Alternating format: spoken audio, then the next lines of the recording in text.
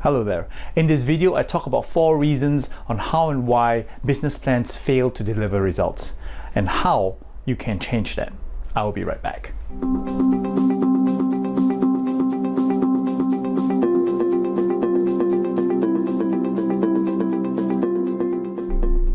Welcome back. My name is Raymond Huan, and if you're interested in business, you own your own business, or you're just looking for tips on how to run your business a little bit better, I encourage you to subscribe to my channel by clicking on the subscribe button right now. Winston Churchill famously said, "He who fails to plan is planning to fail." From my experience in working with businesses, I have seen even the best laid out plans fail. And from what I've encountered, I'd like to share with you 4 common reasons that I've come across as to why the best laid out business plans can fail. Let's go to the first one. Business plans need realistic and clear goals for them to work. Have you heard of the acronym SMART? SMART is an acronym that stands for specific, measurable, achievable, realistic, and timely. What this means is that in order to set your goals effectively, you should be able to track your own progress, which means it has to be specific, measurable, achievable, realistic, and finally it has to be done in a timely manner. When we set out to launch our business, we tend to have very high and lofty goals, and there is nothing wrong with that. In fact, it is something that a growth mindset would want to do. However, as you try climbing the mountain that you have set before yourself in order to achieve your goal, you need to plan out your path, the steps that you need to take in order to achieve that goal. So let's go on with this mountain climbing analogy. When you make your business plan, first identify the mountain you need to climb. You need then to plan out the route that you can manage, measure the progress of every step along the way, and celebrate every milestone when you reach. So moving on with the mountain analogy, when you're making business plans, you're actually creating and looking at a mountain before you. You need to identify which mountain to climb. You then plan out a route that you can manage. You measure every step of progress you make along the way, and you then celebrate every milestone you reach along that way. In that way, you will measure and you will know where you're going, and from there, you'll be closer to your final objective.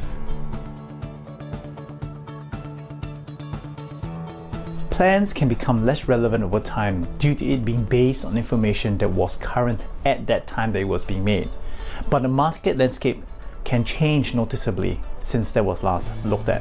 For example, if you had an online business back in 2015 and you created your plans for growth based on the market information back then, you would not have anticipated that Amazon would want to enter into the Australian market in 2017. Their entry into the online market would have a disruptive effect on the online market itself. You will need to revisit the assumptions you made in your plan back in 2015 to see if they're still valid. A business plan is a living and breathing document. In other words, it requires your attention and it requires revision over regular periods of time. And it pays to revisit and update it whenever important factors change, such as assumptions about customers, the competition, and even the market environment. Goals need action and accountability to be achieved. Ultimately, business leaders must hold themselves accountable for the business goals. Business plans can fail when those accountable do not lead their teams to achieve these individual steps. They need to follow through and make sure that each step is not only performed, but is completed at a certain timeline. If business owners and stakeholders do not hold their team accountable, then these people will realize that there are no consequences for the lack of action. This leads to complacency and a lack of direction, which eventually leads to the business plan failing and possibly even the business failing itself. It helps when you become accountable to someone else. We are all human. I am accountable to someone else. I have come across business owners who are very flexible and forgiving towards themselves when they fail to achieve what they have set up themselves out to do, and when they have no one that they are personally accountable to. That in itself may result in their business not achieving its full potential. Plans do not get accomplished by themselves. For action steps to be accomplished, you as a leader and owner of the business should commit the proper resources, that is the people with the know-how and the training, the financial resources and other supplies and equipment required for your team to be able to achieve those plans. For example, if you are a manufacturing facility and your plan is to expand the product offerings by introducing new services to customers, you must be able to commit enough resources to do this initiative.